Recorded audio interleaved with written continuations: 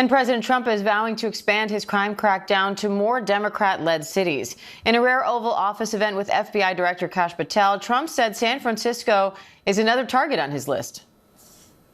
So I'm going to be strongly recommending, at the request of government officials, which is always nice, that you start looking at San Francisco. I think we can make San Francisco, there's one of our great cities 10 years ago, 15 years ago, and now it's a mess.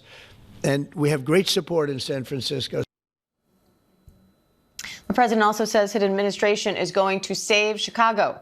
ABC News Justice reporter Alex Mallin is here with more on that. So, Alex, Patel talked at length about the thousands of arrests he says the administration made over the past few months.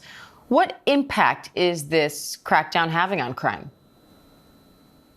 Well, I mean, we heard from FBI Director Patel that it's having a real impact in driving down violent crime, particularly murders around the country.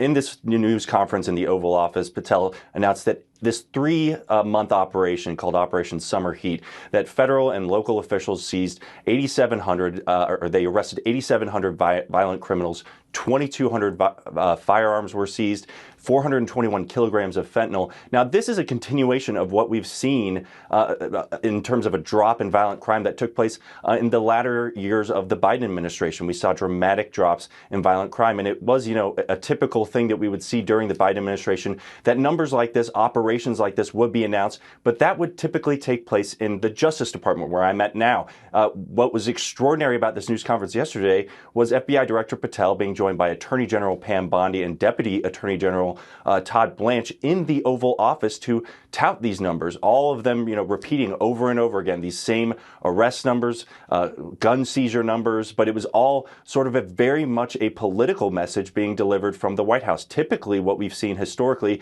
is that the Justice Department does want to elevate the fact of what it's doing to combat drugs, violent crime around the country, but it's never been, in my experience covering this Justice Department and my colleagues' experience covering the Justice Department for years, that this would be done as a very overt political message from the Oval Office itself. And we even heard from the president in that Oval Office, news conference, call for the political prosecutions of more people after we've already seen indictments of former FBI Director James Comey and New York Attorney General Letitia James. So that just made this, again, all the more extraordinary.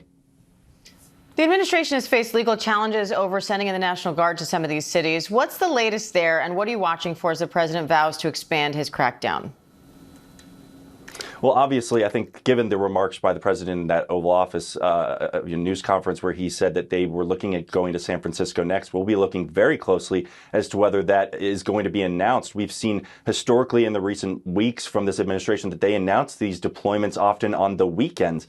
So if we see, a real surge of troops all of a sudden brought into San Francisco, we're probably going to see what we've seen in cities like Chicago and Portland, where local officials scramble to mount legal challenges. And we've seen, at least in Portland and Chicago, that they've been at least initially successful. We saw a Trump-appointed judge in Oregon place a temporary restraining order that barred the Trump administration from deploying the National Guard to conduct law enforcement activity there. That is still being mulled by an appeals court as the administration really quickly appealed that ruling. And a similar judge in Chicago also ordered the administration to not conduct law enforcement activity via the National Guard, and that is also now on appeal. All right, Alex Mallin, thank you.